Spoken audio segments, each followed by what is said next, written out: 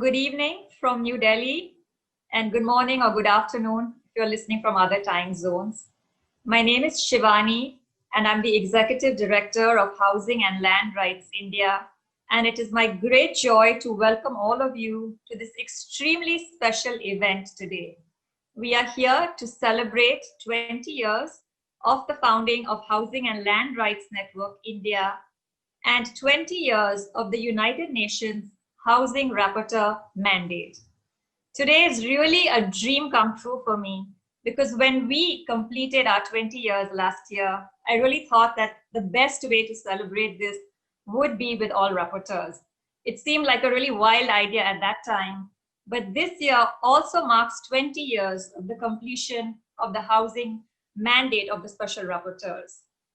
And it seemed like the perfect time to put both events together and commemorate these historic events.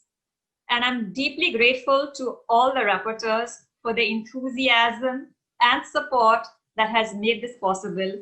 And of course, to the technical miracle of virtual conferencing, which has brought us together from so many countries and time zones. So this is really a very special moment for me. I know everyone is waiting to hear the rapporteurs, but I do need to take a few minutes to speak about Housing and Land Rights Network India, which is the reason why we are all here today. So HLRN was founded in New Delhi to meet gaps in research and policy around the issues of housing and land rights, but also to promote housing and land rights as human rights in the region.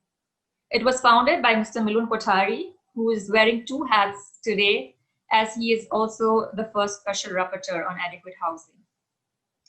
After working with HLRN for 16 years, I can proudly say that I really believe that the mission with which the organization was created has been fulfilled. This has been possible not just by the work of our great team over the years, but by the relentless work and support that we have received from so many people who have traversed this path with us. Our supporters, partner organizations, local communities, donors, and also the UN Housing Rights Mandate, including each special rapporteur who has helped us greatly. We have also been blessed with exceptional board members over the years. And today I would really like to thank two people who have stood as pillars on our board and given us great support and guidance, Ms. Jayavati Srivastav and Mr. Paul Divakar. So thank you for your support. I'm also very grateful to my team at HLRN, without whom we would not be here today. So we have a great team of very dedicated and hardworking, committed people, and I express my gratitude to everyone. So it is this collective spirit and energy and support over the years that has brought us to where we are and made us who we are. So now I would like to just, thinking back of the journey of 20 years, if I'm asked of, what have been the three main achievements of HLRN, I would say that the first really has been that we have been instrumental in mainstreaming the human rights approach to housing in India. Not just in our work with governments at various levels and various branches of the government, but also with civil society, national human rights institutions, and local communities, including persons living in homelessness and inadequate housing conditions. Second, I believe that we have been successful in creating avenues for affected communities to access human rights mechanisms that are available both at the national and international level. We have created a bridge for local communities to access the UN human rights system. We have helped communities access relevant mechanisms, taken their voices to the UN, and helped bring international law, guidelines, and standards to local communities, including through extensive human rights education, dissemination of material, and also translation of key standards and laws into local languages. Thirdly, I believe that HLRN has contributed consistently to the development of standards at the international level on housing and land rights. Whether it is general comments of the Committee on Economic, Social and Cultural Rights, or the UN eviction guidelines on security of tenure guidelines, and most recently, the UN Declaration on the Rights of Peasants. So HLRN has played a role always in trying its best to contribute to standard setting at the global level. Our work over 20 years is difficult to capture, especially during the pandemic when we have so many restrictions. But we have put together a short slideshow to give you a visual glimpse into our world of work. So please watch this.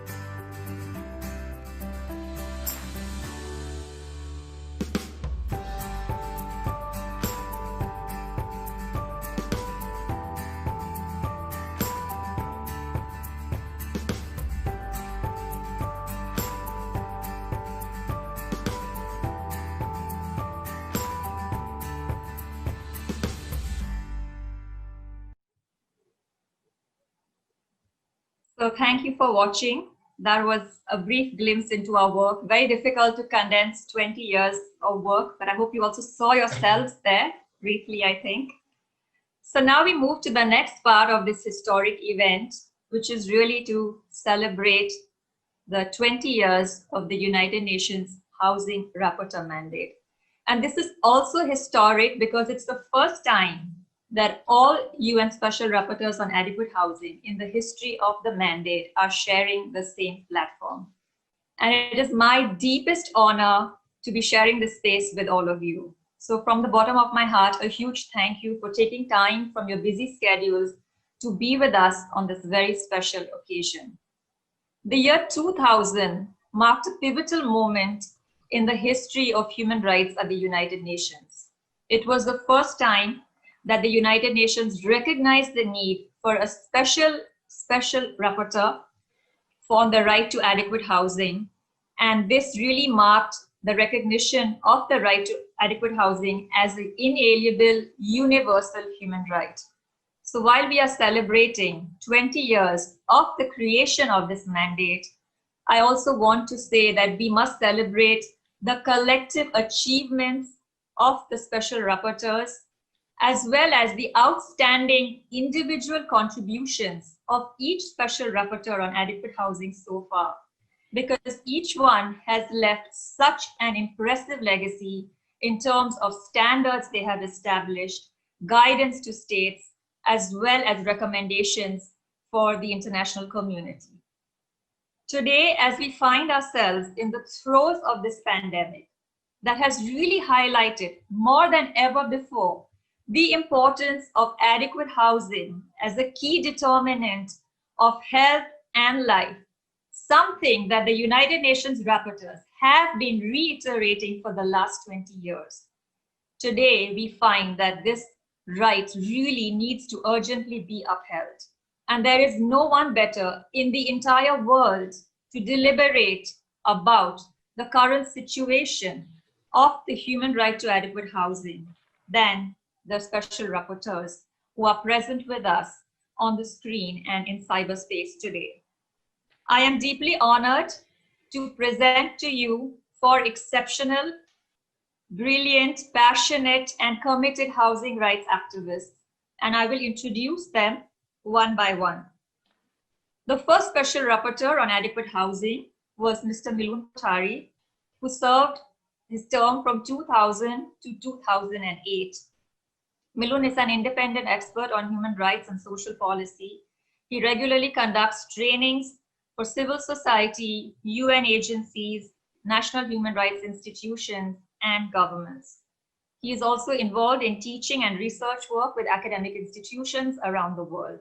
In 2013, he was the Dr. Martin Luther King Scholar at MIT, the Massachusetts Institute of Technology.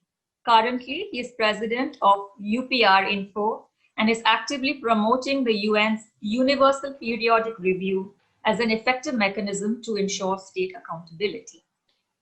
The second special rapporteur was Raquel Rolnick, who served her term from 2008 to 2014. She is a professor at the Faculty of Architecture and Urban Planning at the University of Sao Paulo. An architect and urban planner with 35 years of experience, Raquel has also served various government positions, including Director of the Planning Department of the City of Sao Paulo and National Secretary for Urban Programs of the Brazilian Ministry. She is author of several books and articles, including her most recent book, which is titled Urban Warfare, Housing in the Age of Finance. The third special rapporteur on housing was Leilani Farah, who served her term from 2014 to 2020. And Leilani's term actually just ended in April of this year. And she is now the global director of an organization called The Shift, which is really aims to be an international movement to secure the right to housing globally. She is the central character in a documentary titled Push that talks about the financialization of housing and is being screened around the world. So try and watch it if you haven't. She also co-hosts a podcast called Pushback Talks on the same topic. And our newest rapporteur is Mr. Balakrishnan Rajgopal, who assumed his role on the 1st of May 2020. He is a professor of law and development at the Department of Urban Studies and Planning at the Massachusetts Institute of Technology. He's also founder of the Displacement Research and Action Network at MIT. He has conducted over 20 years of research on social movements and human rights advocacy and has held visiting professorships and fellowships at institutions around the world. So as you can see, we have a very illustrious and qualified panel today. And I think everyone is waiting with bated breath to hear you. I think I have spoken enough. So we are going to have 3 rounds of questions with the special rapporteurs and then some time for discussion between them. So I will now present my first question, which will be answered by the special rapporteurs in the order of their mandates. So we will move chronologically with the first rapporteur. So here's my question. What do you believe to be the greatest contribution of the Housing Rapporteur mandate? And as special rapporteur, what has been your greatest takeaway? And perhaps if you could share a moving memory or a powerful memory of your term as rapporteur, something that has stayed with you, I think that will also be very interesting for our audience today. So over to you, Milun. Okay, thanks very much, Shivani, and hello everyone around the world. I'm a little bit emotional. I just saw that video of the last 20 years, and it's been a long but very fulfilling journey, very challenging. And I think I would say, for your first question, Shivani, well, before that, let me also congratulate Housing and Land Rights Network for this anniversary. In terms of the greatest contribution of the mandate, I would say there are two areas. One is the standard setting. I think the work that we have been able to do in creating operational instruments on how to implement the right to housing. I worked on the evictions guidelines. Raquel worked on the secure tenure principles. Leilani worked on the strategies of housing and other work. I think that's very much is a lasting legacy. I can tell you from my own experience with the evictions guidelines. I've been doing some work over the last few years, reviewing how they have been used, and it's very, very gratifying for me to see that they've become now the current operational standard globally on development-based displacement and are being used in many fora, in many situations, and have influenced policy and lawmaking in a number of countries. I think the second greatest legacy for me, looking back and also, remembering when I meet people, even now traveling around the world, are the missions, the country missions. I think that sometimes they are underrated in the UN system, but I would say the ability that the rapporteurs have to go to the ground and to speak to people, to take testimonies is quite a remarkable access that we have. And I think that leaves behind, even now after many years, I meet people who remember the missions, who say how the missions help to create communication between civil society and governments. I remember one mission in particular in Barcelona in Spain, when Ada Kalu, who's the current mayor of Barcelona, was a struggling anti-poverty and housing rights activist. And the mission, actually, the UN mission gave the credibility to the movement. And now she's the mayor of Barcelona. And this is her own admission, how important the mission the role that the mission played. So I think that, so those are some of the good contributions. For me, I have many wonderful memories, many disturbing memories of the work that I'd done. And one I would like to particularly point out is in 2002, when I was in Mexico on mission, and I'd gone to the Chiapas, high up in the hills, and it actually happened to be International Women's Day, and I asked to speak separately to the Zapatista women, and they told me they said they didn't care very much about the Zapatista movement. They were more concerned about domestic violence at home. They were more concerned about not having a voice in the decisions that the men were making in that community. And that actually was one of the main factors that convinced me that in my mandate, I had to also concentrate on women's rights to housing, land, property, and inheritance. And, many of you may know that it resulted in a 4-year study. So I mean I think that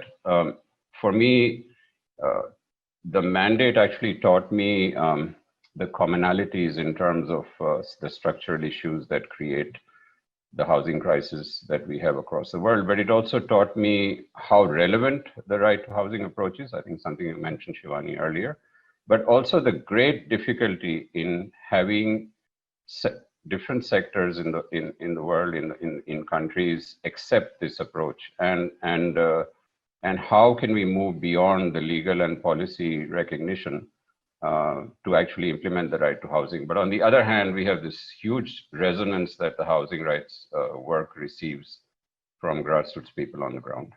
Thanks.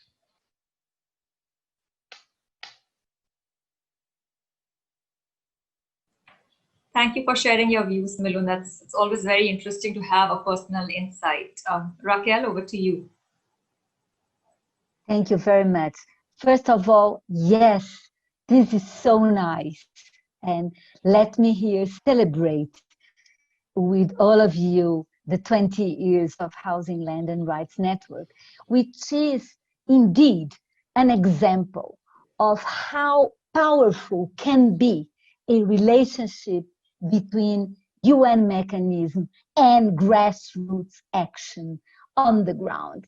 And I think this is one of the key lessons that we had all over the mandates. The more relationship the mandate has with actual organization, local organization and social movements, the more the right to adequate housing can be embedded in the struggles and in the political movements on the ground towards changes at the policy level, also towards change in a conceptual level. So I think that after 20 years of continuously work that have a lot of relationship between one rapporteur with the other, and I can bring some examples of that.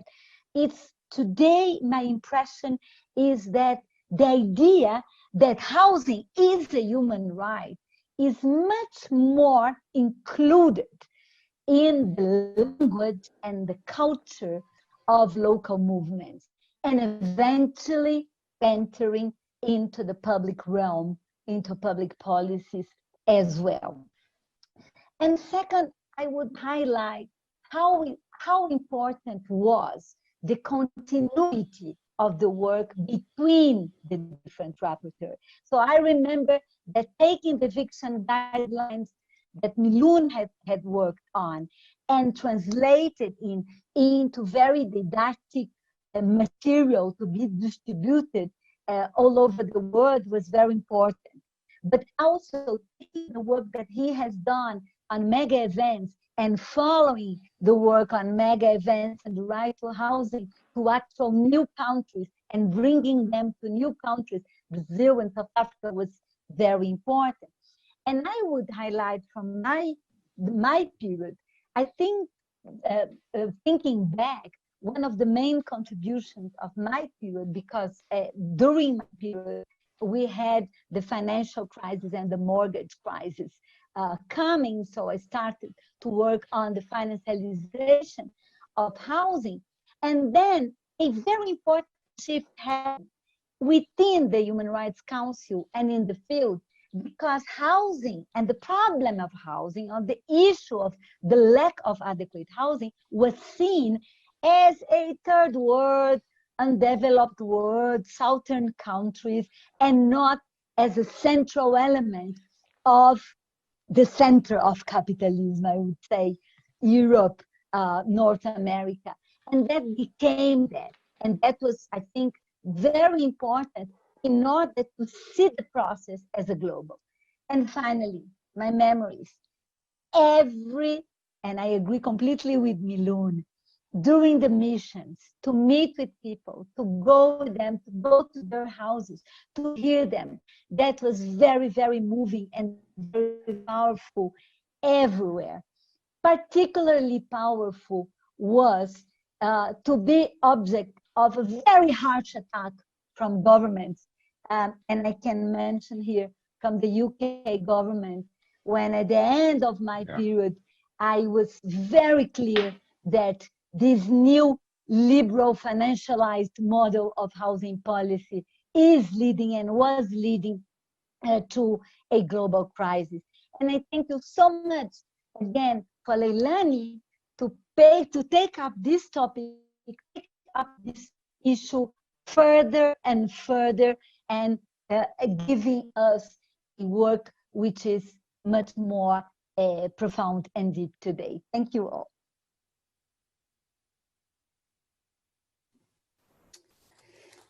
Shivani, I think I'm up next, yes? Yes, Leilani. Yes. Giving you the cyber time now.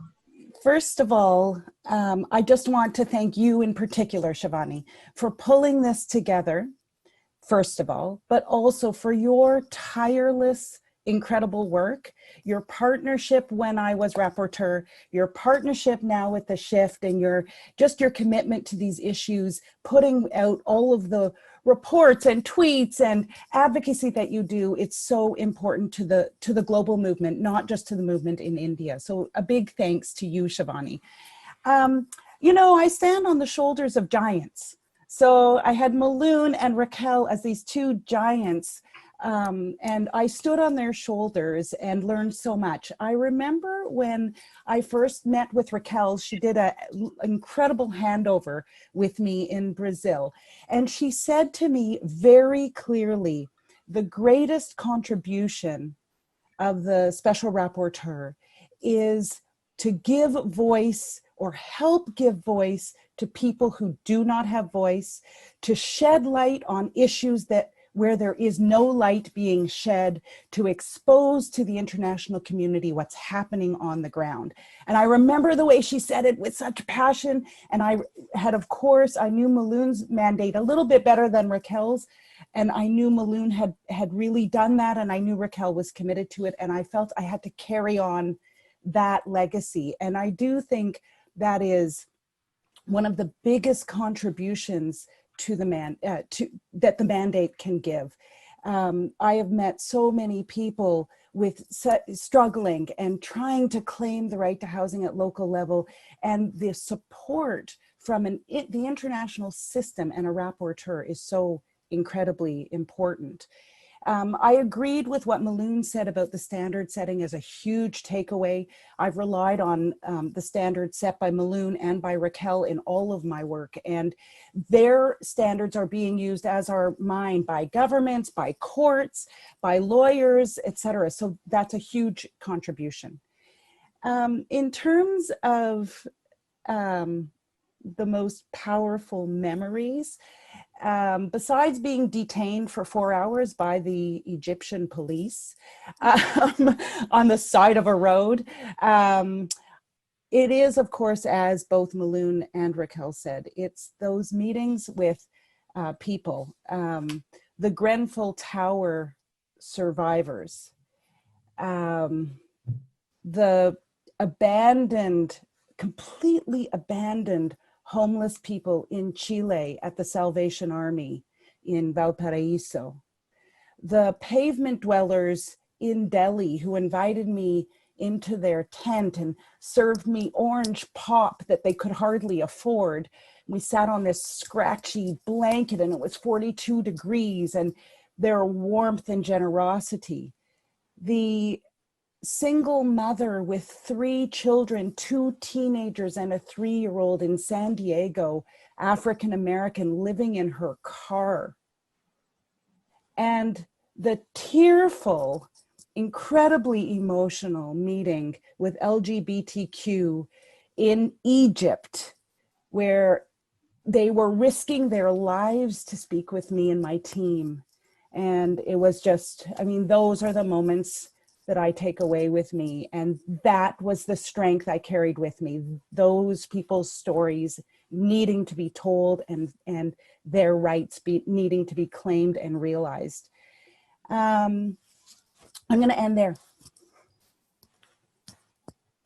Thank you so much to all 3 of you for this very moving statements. And I could just add that I think the work that all three of you have done is really shaping housing rights work globally. The standards are so important at every level of work. And it's incredible to see. And I think it's really our job to make sure that they are more disseminated and utilized by local communities, courts, and at every level of access to justice and implementation of human rights. So Raj, we move to you. And I know as you've just taken over, you cannot speak about your impressions and personal experiences of the mandate. But if you would like to maybe reflect on what you think has been the greatest contribution of the Housing Rapporteur mandate, maybe what inspired you to apply for this position, and also perhaps if you could share with us some of your expectations and vision for the mandate as you have a number of years ahead and you're just starting out. So I think we'd love to hear that from you. Thank you. Let me also say how excited I am to be part of this incredible panel. And first of all, congratulations to HLRN and to you, Shivani. I totally endorse and agree with everything that has been said about a network like HLRN, which is an exemplary stakeholder for the housing mandate. And of course, for me personally, because, well, I've known you guys before I became rapporteur, and HLRN is a key partner of the Displacement Research Action Network as well at MIT. So it's really exciting to see that. And it's incredible that the 20 years of HLRN coincides with the 20 years of the mandate. So great to be here.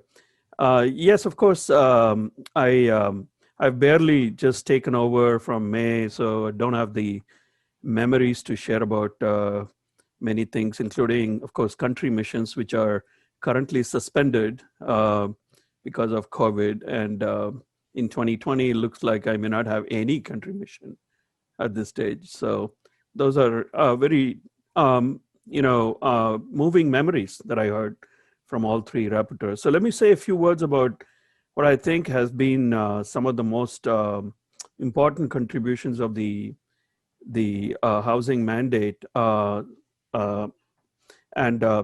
a couple of them have been mentioned already. One is, I think that I agree with Miloon and others that the development of soft law standards have had an impact on advocacy, especially within movements, and have begun to influence the behavior of states. The guiding principles on development-induced displacement by Miloon, the one on security of tenure by Raquel, and now, of course, the guiding principles on implementation by Leilani, all are serving important roles in this regard. And I think that they're going to be important in my mandate as well. The second is, of course, through country missions, which have been mentioned already, which have at critical moments catalyzed changes in domestic movement building or led to concrete policy or legal changes. So one thinks of Miloon's Canada mission, Raquel's UK mission that she mentioned, and Leilani's incredible success on the Canadian housing rights front. All are amazing stories, and hopefully I can replicate at least some of them. I'll mention a couple of other important contributions. One is that I think that what the UN mandate holders have done is to enable a global movement on housing rights to be built, where the housing rights mandate has been a key pillar. And the secret to the success of this has been the energy and the commitment of the three rapporteurs to kind of contribute to this movement building, which I, of course, should say, it's a daunting challenge for me to try to replicate even half of what they have done. So, but I really admired that, over the years. Finally, I would say a very important sort of contribution of the mandate has been the broad rather than narrow approach to right to housing taken by the mandate. It has helped to push the understanding of what right to housing is or should be. For example, on homelessness, going beyond street homelessness, that more broad approach to right to housing. And the remarkable fact that this broad approach has been a part of a shared vision between the rapporteurs, which is quite remarkable. And one can't say the same thing when it comes to many other mandates. It has in turn set the benchmark against which the positions of not just states, but other global actors such as UN agencies can be measured. So I think that I'll just stop here with these reflections, and perhaps the next round of questions I can say a bit more about my vision or thematic priorities. Yeah. Thank you so much, Raj. I think you summarized really well some of the important contributions, as did the other speakers before you. And I think that the broad approach to the right to housing, I think, is something that has really helped all of us in our work, especially also the very strong linkage between the right to housing with the right to land. And I think that has really given us a lot of impetus in pushing for recognition of the right to land as a human right. So thank you so much. And we move now to the second round of questions. And given that we are faced at this very strange moment in history of this, multiple crises unfolding around us, but also the housing crisis is something that is very acute. And I wanted to hear your expert views on what you perceive to be the greatest challenges today confronting the realization of the human right to adequate housing, and whether you believe the United Nations, including the housing mandate, can help address these. And if yes, then how? So we'll start with Raquel now. Yeah. And so we'll just rotate the order as we go. So Raquel, over to you. Yes, thank you. First of all, we have to take into account that most of the complaints that we received in an everyday basis as rapporteurs are about evictions. Most of them collective or individual evictions.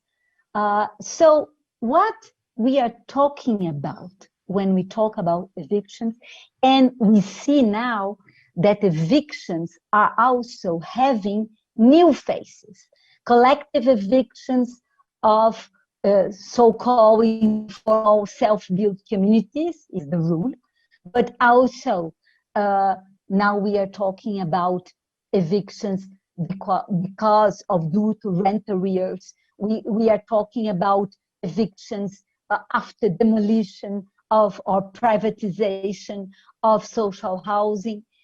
So we are seeing that more and more land and housing became much more than something essential for the people to live, became a financial asset, a commodity and financial asset, and the submission of public policies, of state policies, also local policies, urban policies, to the mantra that the best use of a place is the one that can bring more interest to the capital invested in that place. So I think this is the big challenge.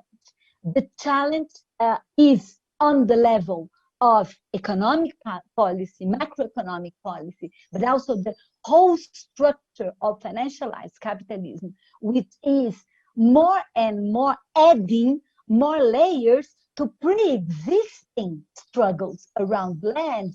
And yes, we have to talk about discrimination. We have to talk discrimination along many, many lines, pre-existing discrimination. We have to talk about also all the pre-existing mechanisms in the different systems that block access to land, as Balakrishnan just mentioned here. So yes, we have to face the issue where the issue is. But at the same time, the question is, how can the UN system help communities and help citizens and help residents to do that? Then comes another problem, which is the UN system in the last years as a whole, the UN system as a whole became not stronger and stronger, became less and less relevant to the global decisions, which are taken completely outside the states or outside a level of international communication of states, which is UN. I'm not saying that in order to say, oh, then let's not work with UN anymore. Let's not work with the system anymore. But we have to be very clear and very conscious of the limits of UN. I remember as a rapporteur that a lot of communities asked me, oh, please, let UN do something about my situation. And I said, UN doesn't have the power to say, stop this eviction. The power to stop this eviction is with you, with everybody who is struggling around that. But having said that, the fact that UN is backing that, the fact that Rapporteur is saying, yes, you are right, the fact that the mandate is pointing out what is the problem, what is the solution, that can bring a big, big strength to the struggles. So that, I think, that still is the most important contribution that mandates around the right to housing can bring. But this is useless if we don't have community, grassroots, and social movements, organizations at local level, at national level, at global level as well.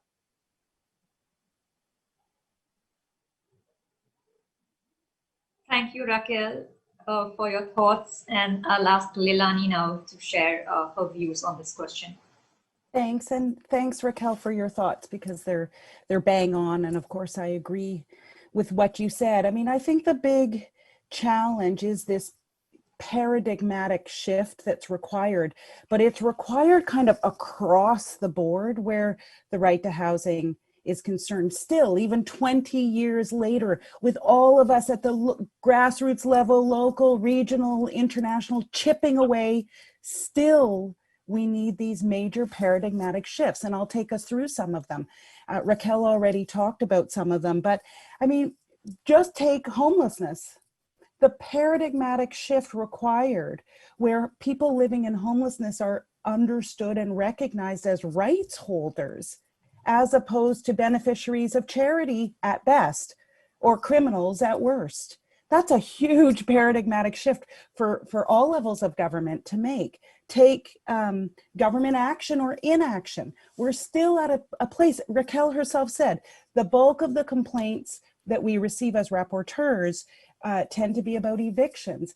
That's also partially because we understand rights violations as, when a state acts, when government officials evict, they take measures to remove people from their lands or homes. But what we think less about is when the governments fail to act as a violation, the failure to adopt rights-based housing strategies as a violation of the right to housing. We still need to work on that. The failure of governments to understand that access to justice is very important in order for a human right to actually be a human right. So there's so much, around financialization. Raquel wrote, I see it on over here to my left, a big book. I'm in a film talking about this, the need to undo the uber commodification, financialization of housing. That is the dominant frame in pretty much every country in the world, and we need to undo that. So the challenges, there's no doubt, they're really real and they're huge, and they're why I don't sleep a lot and why I've been so active for the last many years and continue to be so active, because it is massive. In terms of, do I think the UN, the housing mandate can address these? I think I have a similar position to Raquel.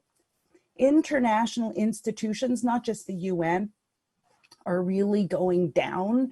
They don't have They don't have the power that a private equity firm has, for example. Think about that. The United Nations as a whole, I really believe, doesn't have the same power that a big private equity firm has. So governments, individual governments don't have the same, could but don't exercise the same authority and power that private equity firms do. So I worry, but that doesn't mean we should abandon. And I think those of us who've already been rapporteurs, and I think, Raj, you'll see as you move forward, the rapporteurs are very special within the UN human rights system. I think, and I didn't, believe it or not, when I came into the position, I actually didn't know how powerful or strong that the mechanism is. I actually think it's one of the best, most flexible, most responsive human rights mechanisms within the system. And of course, there are huge problems. It's under-resourced. Raj, I'm sure you're feeling it. You know, the system is creaky. It doesn't respond well to big systemic issues. And in a certain way, the rapporteurship, it's hard to respond to some big systemic issues. I can talk about that some other time. But the rapporteurship is special. And as Raquel said, it's the grassroots, local, regional movements that are going to make change. Of course, that's where change comes from. It comes from below. It doesn't come from up top. But the rapporteurship can play such a huge role in supporting those movements, helping frame some of those movements, and ensuring those movements understand that this is about human rights law. Governments have legal obligations. And I'm going to push you, Raj, a little bit on the soft law thing. You know, these are real legal commitments that governments have, and local movements can, that's what human rights is about, holding governments accountable and other actors. Yeah, I'll end there.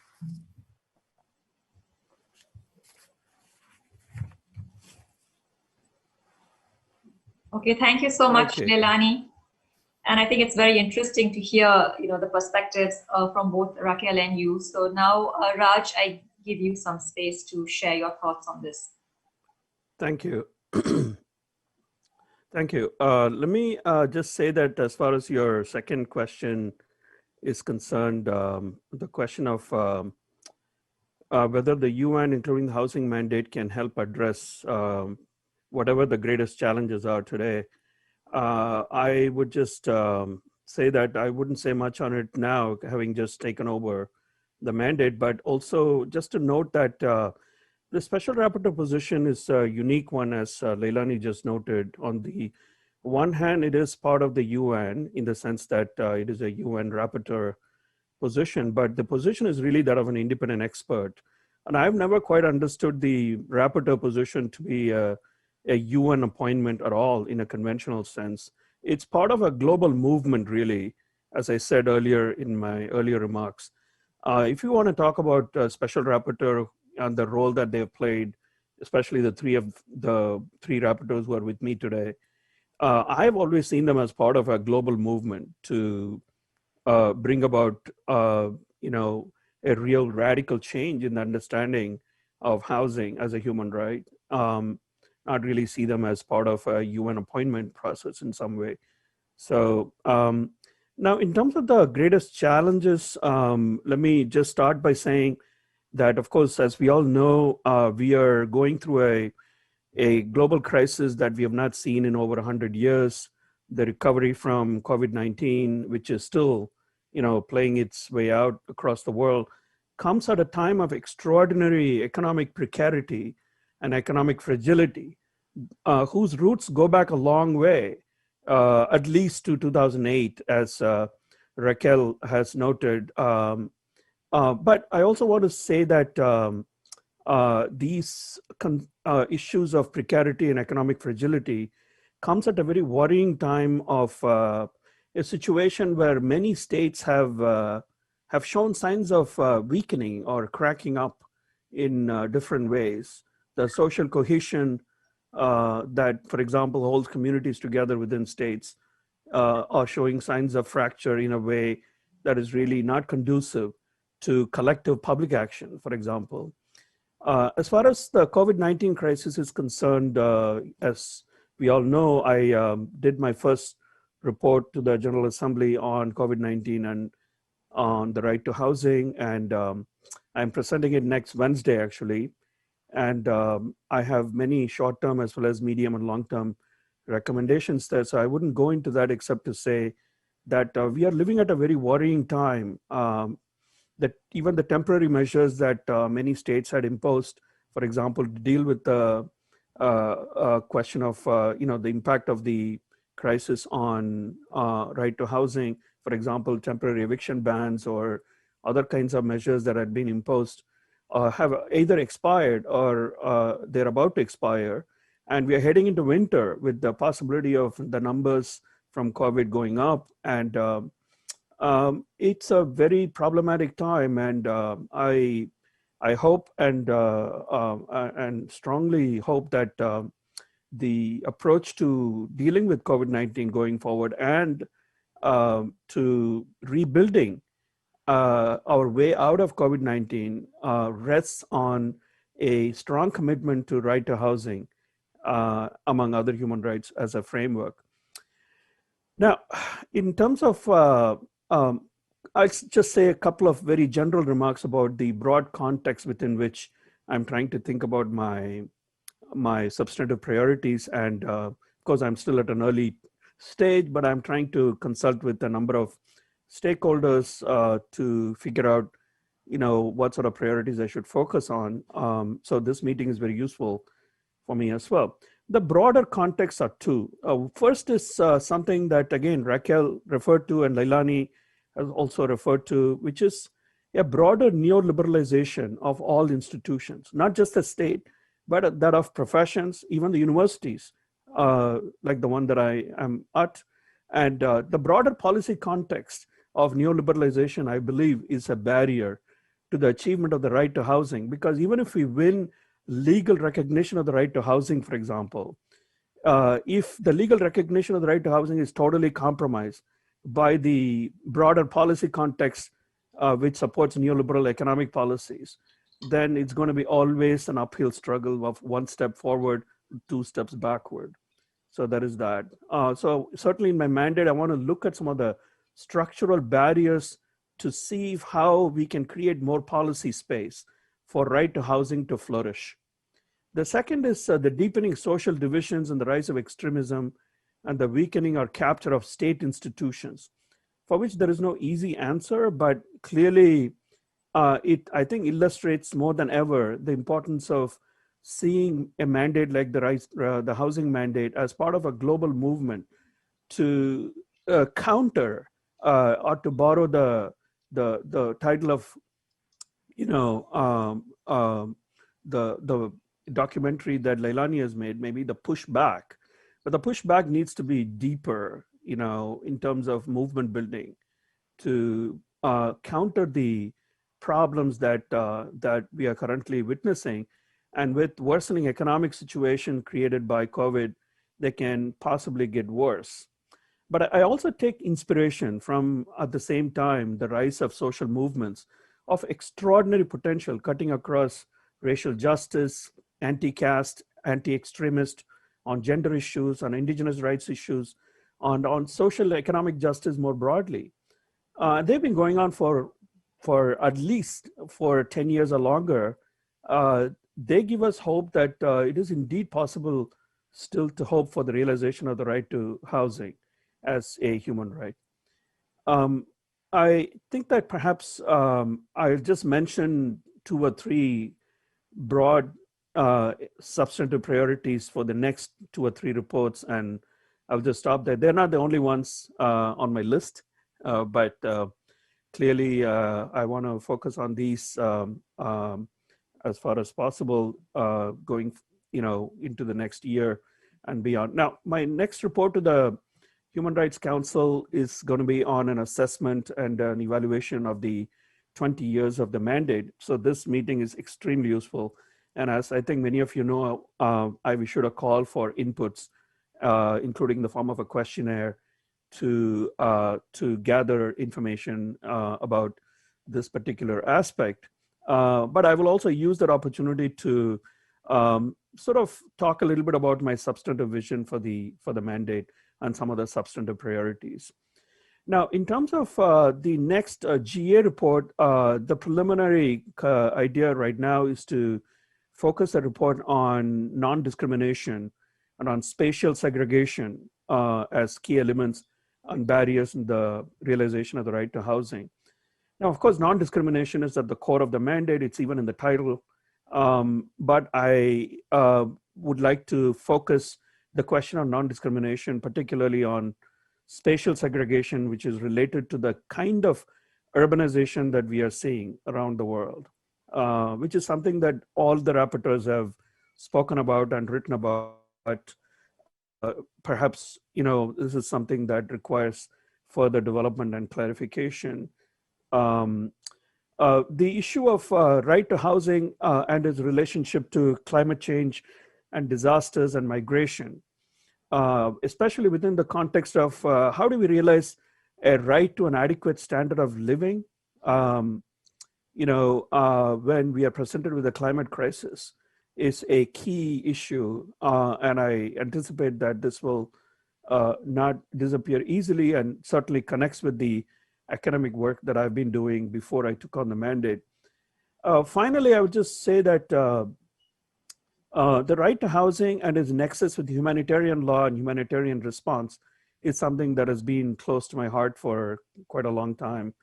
And I'd like to explore how this can be further developed, especially within the framework of perhaps a right to remedy and within a broader approach to thinking about reparations, which brings in not only international law, human rights law, but also humanitarian law and law on armed conflict, as well as, of course, emerging parts of international criminal law. I'm just talking about the international legal regimes at this point.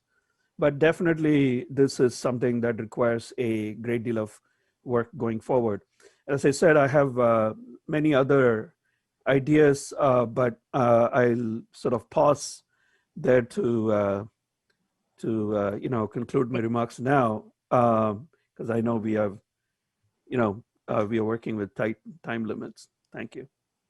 Okay. Thank you, Raj. I think it's very useful for all our attendees to hear about your vision and plans, and I'm sure a lot of the listeners today will be working closely with you in developing and taking the mandate forward. So now, Miluna, I'd like to request you to come back to the question of challenges and what you perceive as the role of the UN, what it's been and what it could be. So.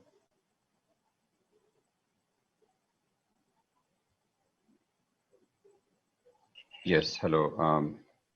But not much left for me to say with these three great people here. But I just, on this question of the financialization and commodification of the right to housing, I just wanted to say that what has been very disappointing for me when I was a rapporteur and subsequently is almost the complete inability or unwillingness of states to regulate the real estate market or to prosecute the people who are causing, the large-scale corruption are also responsible for evictions. And I think that this, there could be a corrective to this. I mean, you can have a neoliberal system, and while we're trying to fight that large system, you could have a corrective if states very seriously took the responsibility to develop housing policies based on the continuum or the housing first model, but we don't see that. Housing policies are also very much supporting a neoliberal approach. The second obstacle is a much larger one, and I think I wanted to also reinforce Raj's point here that the mandate has to be, in a way, understood as much broader than just the right to housing. It's the lack of local democracy, even in democratic countries. I mean, people do not have a say in what happens in their neighborhood. They don't have a say in what happens in their lands and their villages. Wherever there are local authorities, they do not have the resources to do their work. So this issue of local autonomy, of local self-determination, but generally having a say in what happens relating to housing and land is very important. The third one I want to really focus on is this tension between the urban and the rural. I find that a major weakness across the UN system. And I think that as rapporteurs, I mean, we've tried to work on that, but it needs a lot more work. I personally think there's an obsession with urbanization. I think that to the cost of over 3 billion people in the world who are living in rural areas. And most of the poverty in the world is in the rural areas, particularly in South Asia and Sub-Saharan Africa. And I think this is very critical for us to understand, because I can just speak about India. You know, we have over 170 million rural households, 56% that do not own agricultural land. There's a very strong gender dimension, because 35% of rural households are women-headed, but only 2% own the land. So this issue of land rights it becomes very, very critical. And I don't think we can get to the bottom of the housing rights crisis unless we look at the larger land rights crisis. Also, in terms of the larger assault on land rights that we see around the world. And evictions are not only about homes, it's also about large-scale land grabbing. And as Raquel was mentioning, the new forms of evictions. And as we have seen even during the COVID period, I think HLRN's own reports have shown that over 20,000 people in India itself were evicted between March and July. And we've seen evictions in Brazil, we've seen evictions of the Roma in Italy, all during the time, and actually there should be no evictions. So this is the impunity of states it continues, and that needs to be very much tackled. And I know Raj is actually very consumed with this issue also, so it is going to be figuring in the mandate.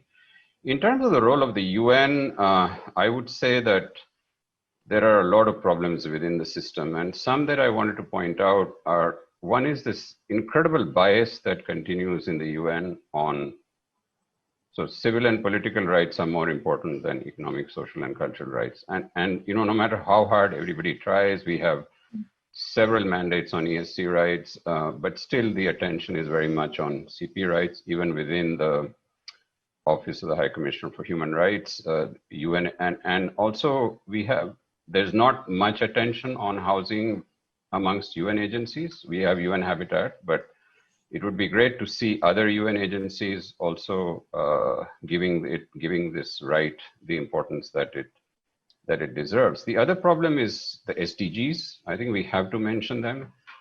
They are terribly flawed because they are obsessed with this growth approach.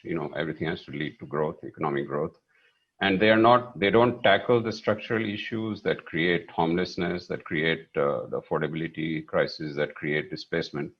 And I think finally, I would say that within the UN system, one area which needs significant improvement is follow-up. The work that, let's say, the rapporteurs do is rarely ever followed up. And the follow-up doesn't have to be from the next rapporteur. It has to be from within OHCHR, it has to be from the UN agencies on the ground where we've done our missions.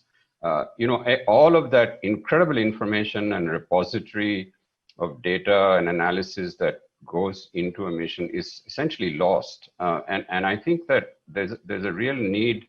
I mean, this is a part of a larger problem of a lack of follow-up in the UN human rights system. It's also with the treaty bodies and so on. But I think that's something that really needs to be improved. And I think there are, to end on a positive note, there are, of course, major advances in the UN now. I think the Universal Periodic Review has brought out a lot of issues, even in countries that have not ratified international instruments. We see many, many examples of implementation of recommendations. So I think the housing rights movement needs to be mobilized and get involved with the UPR as well. So there are opportunities, but we really need to get housing. And I think everyone here will probably agree that why is it that food receives so much attention, education, health, but somehow, when lists are made, housing always drops out of the list. And that's something we need to raise the profile of housing and make it something that people are concerned about so that's the big gap between what people recognize as a significant right and an issue of basic dignity on the ground and what the system recognizes. So that's a huge problem in the world. You know, it's the world responds, policies and laws and national institutions, global institutions don't necessarily respond to what are the most urgent issues on the ground. Thanks. Okay. Thank you so much, Milun. I think I'm not going to try to summarize or say much because I think everybody's insights have been extremely useful, and also to get a sense of your pulse. You know, I think it's great that to hear from you or what you feel are the greatest challenges.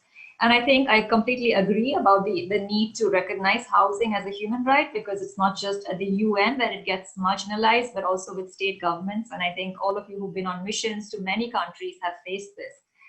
And also, I find that, you know, this line between ESC and CP rights also is so blurred when it comes to housing, because it really is a right to life issue. And we have also tried, you know, within the Human Rights Committee to make it a civil and political rights issue, because if you don't have adequate housing, you lose your life. And I think the pandemic has really highlighted that. And if governments do not recognize the right to adequate housing now, then when is the big question. So I think we are a little running behind time, but we're going to move to the next round, which is our last round of questions. It's a shorter round, and we're requesting everybody to be very sharp. So this is a round when we ask the rapporteurs to give their 3 recommendations in terms of moving forward to advance the human right to adequate housing. And I think some of you have already spoken in the last session about some of your key recommendations. So if you could just try to focus on 3. So we're going to start with Leilani. Thanks, Shivani. I actually thought Milun's comments led so nicely into this section, because he was looking forward and saying sort of, what do we need to do? And I'm just going to pick up on one thing that he said about raising the profile of the right to housing. I have to say, in the 6 years that I was rapporteur, I was trying very much to raise that profile. I was finding exactly what Milun said. Every other social and economic right would be mentioned in something, but not housing. It kept getting left off. And so one of the, I guess, recommendations I have moving forward is that I really think we need to keep popularizing the right to adequate housing and making it very accessible to everyday people, especially young people who are galvanized by this issue in many parts of the world, without dumbing it down, without ridding it of its legal content, but popularizing it. And there's all sorts of ways that we can do that, and I'm trying to do that. I think that's important. One of the preoccupations I have is around authoritarian states and their role in all of this and how we address it. I actually don't have answers. Raquel had that horrible experience with the United Kingdom. I had terrible experiences with both Egypt and France, really pushing back on basics and fundamentals. And so I think whatever our strategies going forward, I mean, look at the new constellation at the council announced yesterday or the day before. I think we have our work cut out for us. I think, I mean, India as well, Brazil. I mean, these are countries that are really pushing back about real basics. And I'll just make a comment about the civil and political rights and social and economic rights and bringing those 2 worlds together. I believe strongly in doing that, obviously. I will say my right to life report, so I wrote a report on the right to life and the right to housing. I would say that was one of the reports that received the least amount of traction. And that tells us something. So why is that? And now with this pandemic, that report, I mean, not that it was a brilliant report or whatever, but just it's so current. And so I do think we need to explore those avenues more. Thank you so much, Leilani, and for being really short and concise. Raj? Yes, thank you. I'll be very short. I don't know that I have any sort of key recommendation. I mean, the challenges that we have towards advancing the right to housing are extremely, well known in this group in particular. And 20 years of the housing mandate has done incredible things in terms of contribution to the recognition of the right to housing. But as all of us have said in different ways, the structural barriers are enormous and they're only getting worse in some ways. I mean, for example, an issue like evictions, which led to the establishment of the housing mandate. I mean, why start with 2000? We can go back to the 1993 resolution of the Commission, which recognized right to the forced evictions as a gross violation of human rights, and led to the appointment of Justice Rajinder Sachar, as part of the subcommission's special rapporteur, then led to Milun's appointment in 2000. I mean, forced evictions has been with us for decades. But instead of going down, it's like a pandemic. It's happening all the time. And that's the reason why, I was really glad to join the Zero Evictions campaign that Raquel and other movements recently organized. And you were there also as an important part of that, campaign, Shivani. I do think that, I just want to say this. I think that right to housing and steps to advance the right to housing are, of course, terribly important. Otherwise, I wouldn't have taken up the job that I have right now.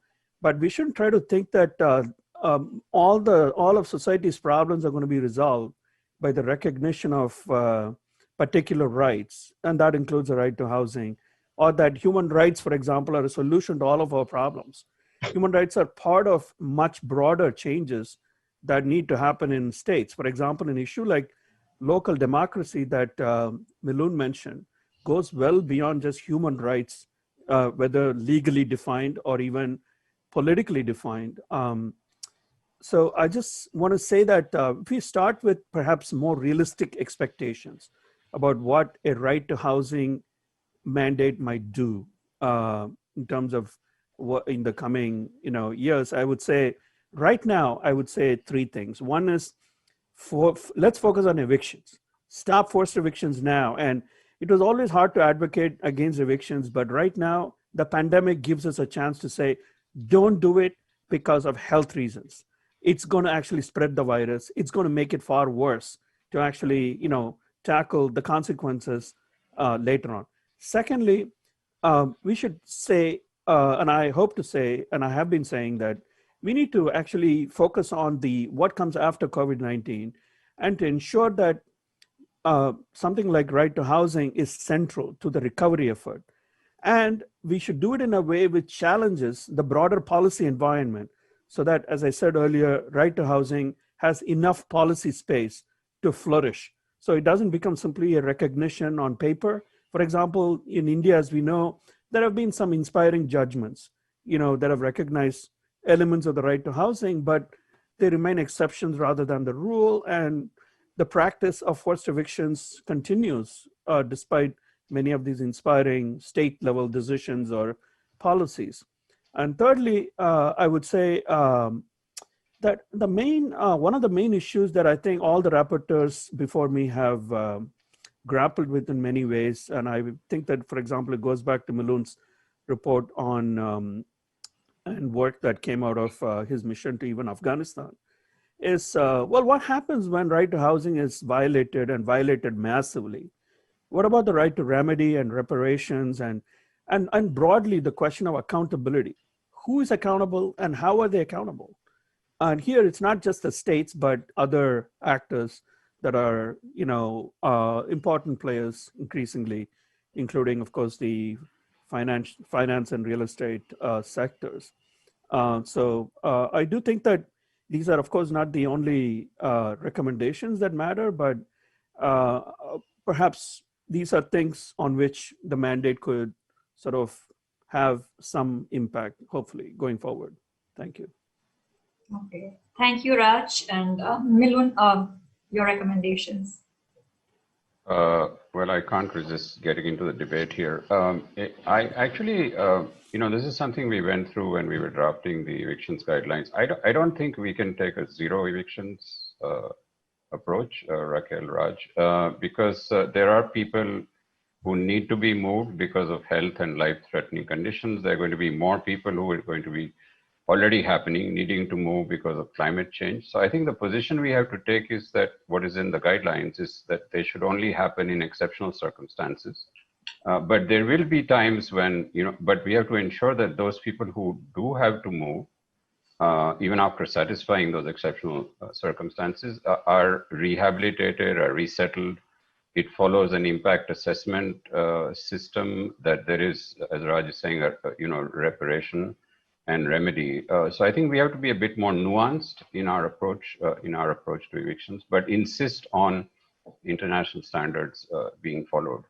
In terms of moving forward, I can make a lot of recommendations. I think the land rights question is very important. It's very important to combine land and housing, as we are trying to do now in parts of India with something called the Right to Homestead Act.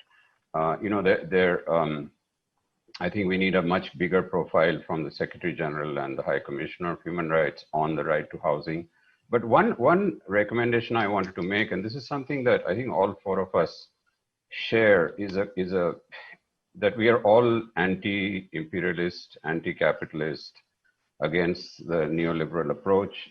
It's very radical in a sense, and I think going forward, that kind of radicalism has to continue. I think we have to hold the line on what states can do and private actors can do and cannot do. And I think going forward, and I know Raj is along those lines as well, we have to be able to challenge the system and not compromise, as many parts of the UN are doing. I think the rapporteurs are amongst the only ones, in a way, holding the line. And it's great to see that more and more rapporteurs with this kind of mindset are being appointed, even though we have a Human Rights Council, which is, with very dubious states as members. Somehow the system still works. And I think going forward, I would also very much want to see more and more rapporteurs working together, precisely because of the points we've been making, that housing is, not to be taken separately. So, now we really need more joint work.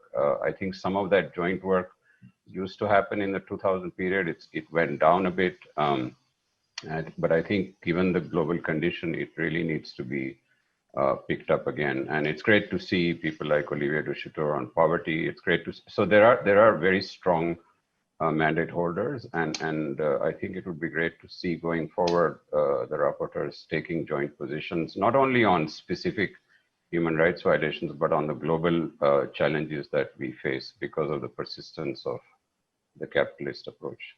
Thanks. Thank you all so much for sharing your views. I think it's great to see that the shared vision and also, ideas to move forward. And I wish some governments were really listening today, or we will make the recording available to them so they can learn about the directions that they need to take to move forward. So we come to the end of our structured panel discussion. And I know we are running a little behind time. Raquel, not me. Shivani, Raquel.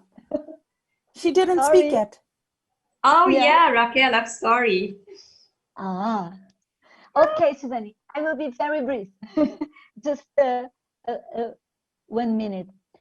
First of all, 3 recommendations. And let's get into the controversy here on zero evictions campaign, because I think it's very important what was raised here. The zero evictions campaign does not mean that to protect life and to protect the possibility of enjoying human rights, it's just impossible to move. And sometimes, yes, you need to move, you need to resettle. But the zero evictions campaign is very essential today because it links together many different situations of violations of human rights related to housing, which are pretty much lived by different people and at different national levels. So it's very important in order to popularize the right to adequate housing. The right to adequate housing is not a very complicated legal concept at the human rights level. It's very concrete. And a campaign can bring that, and a campaign can also bring, together with the campaign, a more subtle intervention and recommendation to that. Second recommendation, I think we have to take into account that all the economic, social, and cultural rights were imagined the Human Rights Council in a time where states had the welfare state as a model. So I think this time is over. So it's not by chance that economic, social, and cultural rights now are not really valued in the UN. So I think we need to make a very, very, now, yes, philosophical, conceptual effort in order to rethink the welfare state. Because I don't think the welfare state can be back as it was. And we need, together with other rights, to think what are the alternatives in order to protect and promote the human right to housing within a very different context. So I think that the challenge that we have for social movements, for anti-capitalist movements, as Milun had pointed, as a whole, is not to go back to what we had, but to go forward towards a new form of society. And yes, I really believe, and I agree with Haj now, that the pandemic gives us a new possibility, a new window, because it's a question to defend life and life in its essentiality. And I think it's very important to take that and to take that forward. Thank you so much, Raquel, and my profuse apologies about this. So I think now we come to the fun part of today's event. We are running a little behind time, but if it's okay with everybody, I think it would be great if we have 10 minutes for the rapporteurs to speak with one another, and this is unstructured.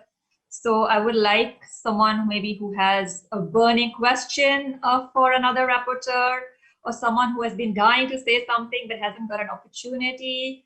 So, who would like to go first? But remember, the world is watching. So maybe we can have about 10 minutes. Yes, Raquel. No, it's just a wonder, and I would like to ask Milun and Leilani, and it's too early to ask Balakrishna, what you regret of not having done, or not having done sufficiently, or having done wrong during our mandate. I think it's important for us also to think on that. Okay. Who would like to go first? Leilani, you want to go first?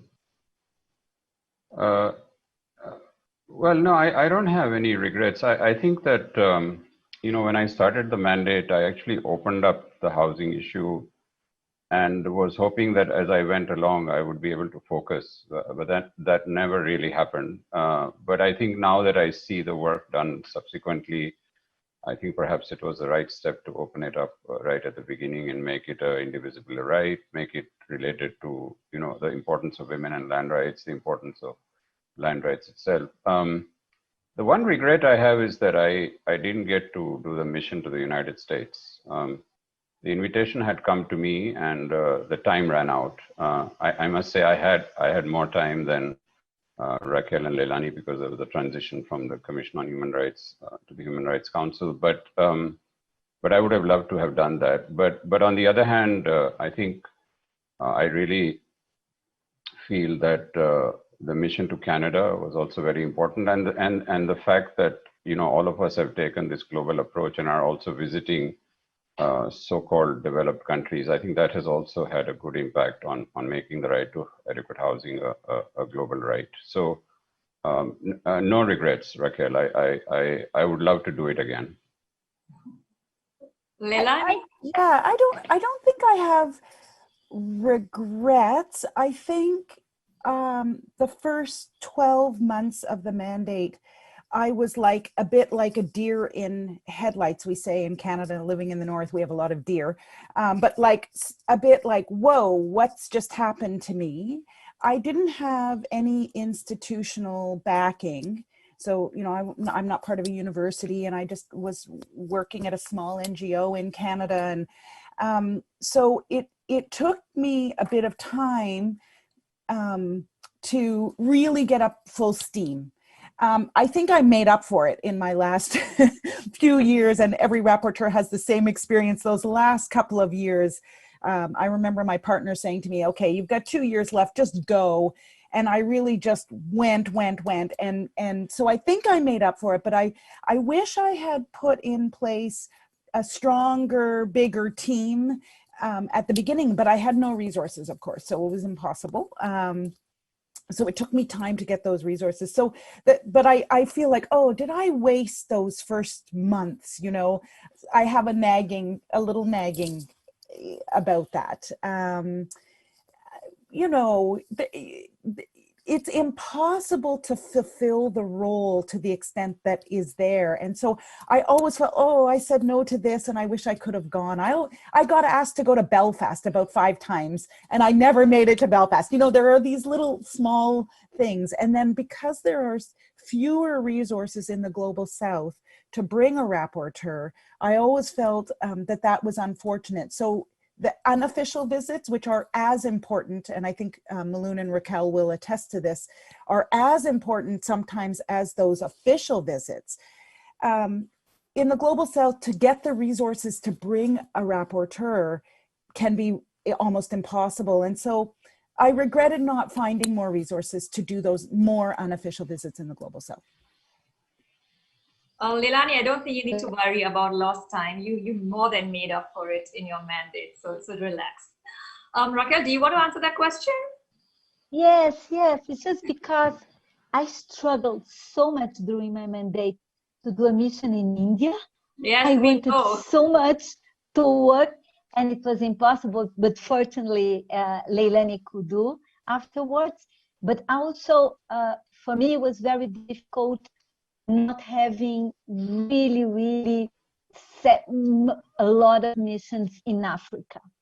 The 2 missions that I was able to do in Africa, both Algeria and Rwanda, were very controlled missions in terms of not really being able to do the type of work that we like to do, to be freely or with free communities able to speak.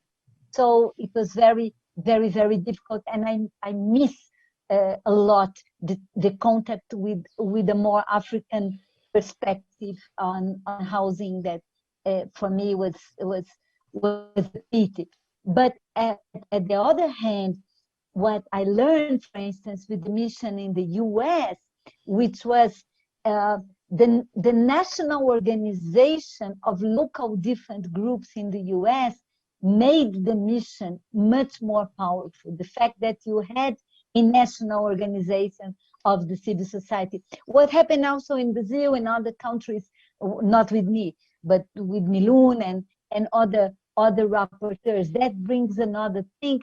So that comes to the problem that, of course, we don't have enough resources to do that in advance, to organize that, to be able to do more, to travel more. And this is definitely a constraint. It's one rapporteur for the world with normally one full-time assistant, which is a functionary of the Human Rights Council, and not many at all. So, I mean, what can we do with that? Thank you. I think that was really interesting. And Raquel, I think you had probably the only rapporteur who did a mission to an institution, like your mission with the World Bank. I think it's quite historic because I think it hasn't been repeated, and it's quite a legacy that you left there. But as someone who has worked very closely and seen upfront what rapporteurs are faced with, I don't think anyone should regret anything or be hard on themselves, because as you said, it's the whole world. And I always shudder to think of what your inbox looks like when you wake up every morning, because around the world, people are sending complaints about housing rights violations, and there's only so much you can do.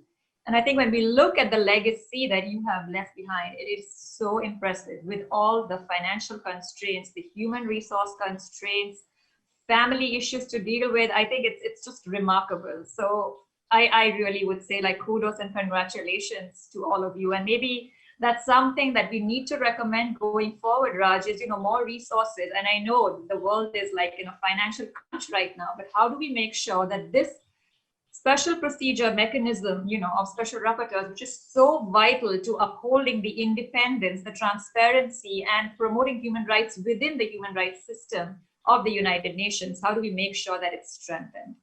So I think we may have 5 minutes. So can I ask? Yeah, I'd like to ask in the context of how do we strengthen the system. In fact, I want to sort of pose this. I think it's a very unique opportunity to ask all three rapporteurs here their reflections on how they saw their own role change in the context of the changing politics at the UN Human Rights Commission. Then, after the commission was replaced by the council, in the sense that, as we all know, there has been an attempt which succeeded in trying to curb or regulate the activities of the special rapporteurs, particularly through the mechanism of the code of conduct. Now, I believe, Milun, the code of conduct came in 2007. So most of your term, you did not have any code regulating you. So you got away with it. But I'm just wondering how, whether that made any difference at all in your work, as opposed to Raquel, when you came in, there was a code of conduct with expectations about, rapporteurs having to do their work in particular ways or watch their back or whatever. And the same with you, Leilani. So I was just wondering the politics of how this is going to work, because the question of how to strengthen, for example, special procedures is very much tied to the question of the delicate, necessary, but embarrassing nature of special procedures and of mandate holders, such as the special rapporteurs within the UN system. They're in the system, but yet not off the system, which is what kind of gives them both the institutional purchase as well as, of course, the credibility that is needed. Because if they're totally in the system, they would be compromised in a way that they're not. And the three rapporteurs here are good examples of that. But I was wondering, certainly, when I came in, for example, the orientation, the introduction to the mandate, and even everyday working, I could say that the question of politics and code of conduct comes up quite frequently. And I was just wondering if you could reflect a bit on that. Okay, so I would request everyone to be brief. Milun, would you like to start? Yeah, Raj, it's a good question. I think that, part of my beginning 5-6 years of the mandate were with the Commission on Human Rights and then the Human Rights Council. And I was actually very actively involved with the coordinating committee of the rapporteurs in challenging the code of conduct. And in fact, we were able to dilute some of the provisions. In my experience, I think by and large, most rapporteurs pretty much ignored what was in the code of conduct. You obviously had to, I think, modulate your behavior a bit in terms of what you were doing on missions with the media and so on. But I don't think, I firmly believe that once you're appointed, you're appointed. I don't think there's ever been a single case where a rapporteur was told to leave her or his mandate. And I think you have to just be a little careful.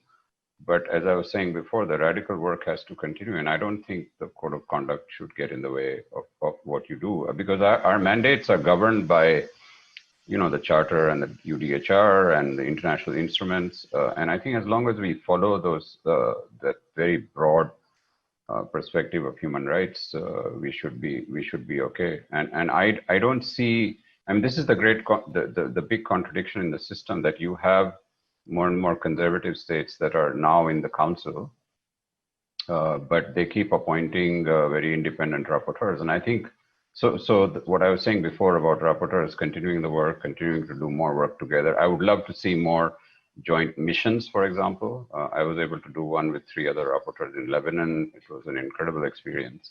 So I think you just have to keep fighting the system. And if you do it collectively, it will work. Okay, thank you. I think Raquel, you want to go next? No, yes, just to add to Milun, which I completely agree, there is a permanent tension between the High Commissioner of Human Rights staff, which tries all the time to keep you on track, but also tries to support you. To track means don't go further, don't, and plays much more the diplomatic game in the council, but at the same time tries to support you and your freedom of speech and thought and possibility of really saying what needs to be said. So I think the tension is there. It's an everyday tension, and the code of conduct is just floating there, but I don't believe, like Milun, that it was never been used so far. But it's a tension, and you have to choose every day on what, okay, you concede and what you don't concede. And you have to do concession every day.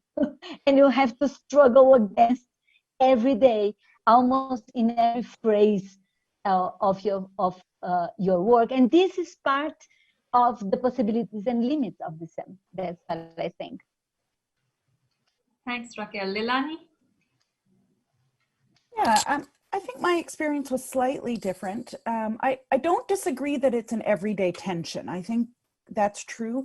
But over time, I'm interested to know if Milun and Raquel, we don't have time to talk about it. We'll talk some other time, but whether it became just like this little sweater I had on my shoulders, and sometimes I'm taking it off and putting it on and taking it off. I became so used to having to navigate that line that Raquel talked about. It didn't end up feeling like it really encumbered my work. And maybe that goes to what Milun said. I always felt like I was an independent expert, and I was just doing my job as an independent expert. And there were times when the code of conduct helped me because I was, let's say, on mission and I was getting pushback from a state, and I was actually completely within the code of conduct, and I was able to bring it out and say, excuse me, I'm just doing what it says here. So in that way, it was useful. There were times that for all of this, like force kind of trying to regulate our behavior, when I really needed the system to be behind me, it wasn't actually always there when it should have been. And I'm speaking specifically about pushback from Egypt, which was tremendous on me. And I was very alone in that for quite a while, it felt. And so for all of these, trying to modulate maybe that was part of it. The system didn't want to chastise Egypt for its treatment of me, which was gendered and anti-human rights and all sorts of things. And the same with France. I didn't really feel the system was behind me, and France refused to respond to my report on the floor of the council. I mean, it was unacceptable for a nation like France to do that. And so it is a prickly relationship, Raj. But I think maybe as time goes on, it just becomes like you'll just be able to navigate it with grace.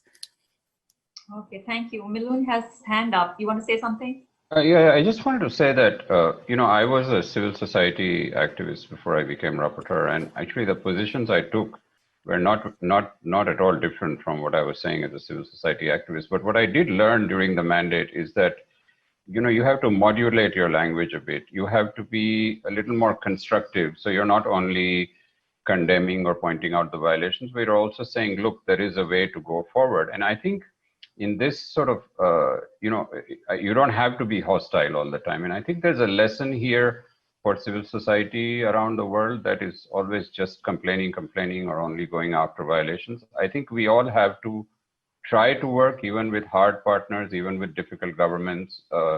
We have to be constructive. And I think that's a major lesson that I learned, and I continue to do that. Thanks. Okay, thank you. So I think we have crossed over by 15 minutes time, and I think participants have been very patient. And unfortunately, we do not have time or space for audience interaction, but I'm sure you'll agree that this has been a really fascinating and interesting discussion. Does anyone have a burning last comment to make from the panel? Do you think we can close? Okay, so wow, that was really an incredibly amazing discussion. And I'm sure, like me, everyone is convinced that the UN Selection Committee did an incredible job of selecting the best people out there for the job of Special Rapporteur on adequate housing. I mean, I personally don't think there could have been anyone better. And in terms of the legacy that you have all left behind, in terms of your continued commitment, it's just incredible. And Raj, we are really happy that you've been selected, because what Milun said, what's made the housing rapporteur mandate so special is the shared vision that you've all had. And one regressive person would have just shattered all the achievements of the past. And, you know, I think there have been moments at the time of selection when we've been really nervous as like, this person should not get selected because that would just damage all the work done. So I think we've been really blessed. I think the global human rights community, the United Nations, all local communities, everybody struggling on the ground for the right to housing is blessed to have had all of you. And in my personal work, in HLRN's work, I cannot stress enough how much we use your reports, your standards, your recommendations. Leilani, your India mission, which I know was super tough, but it was so great that it happened. And I just want to end by saying that I really appreciate your work, and I really want to emphasize the importance of the right to housing. And after 20 years, I really hope and pray that this human right gets the recognition and the implementation it needs. Because how many more lives do we need lost to homelessness? How many more people are going to die from evictions?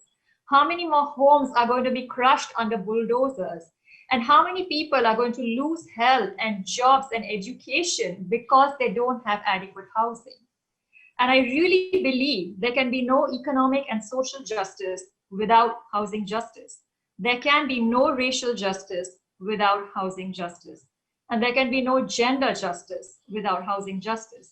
The right to housing is so critical to the implementation of all human rights.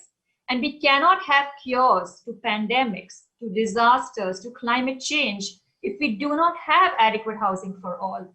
And I really hope that the United Nations, that governments, that local governments, national governments, regional mechanisms really wake up, because as I said, if not now, then when? And your work is really an amazing testament to the importance of the right to housing and what needs to be done. I think any report of yours, if we open it today, those recommendations are still so valid. And Raj, congratulations to your new report on COVID-19. I think it's so important that the right to housing has to be at the center of any post-recovery approach. We're already seeing evictions, we're already seeing land grabbing in the name of economic recovery. And I think that if we do that, then we're really going backwards. So as the United Nations celebrates its 75 years, I really hope that we have more to look forward to in strengthening the mechanism, but especially the special procedure mechanism and this mechanism. So I think I want to thank the past rapporteurs for their amazing work and their continued commitment. I know you at any time to help us defend the right to housing globally, nationally, and locally. And Raj, we're really pleased and we wish you all strength and courage as you take on this mandate at one of the most difficult times that our present history has known. So I would love if we had the audience that could applaud, because you all deserve a standing ovation and an amazing applause. And my deepest gratitude to you on behalf of the Housing and Land Rights Network. I extend a really warm thanks, and also to the patience of the panelists and also the attendees. And I apologize that we could not hear you this time, but I'm sure you'll agree that listening to the rapporteurs was really worth every moment that you were on this panel. So once again, a goodbye from New Delhi, and have a good day, or a good night, or a good afternoon or evening, wherever you are. Thank you again. Thank you.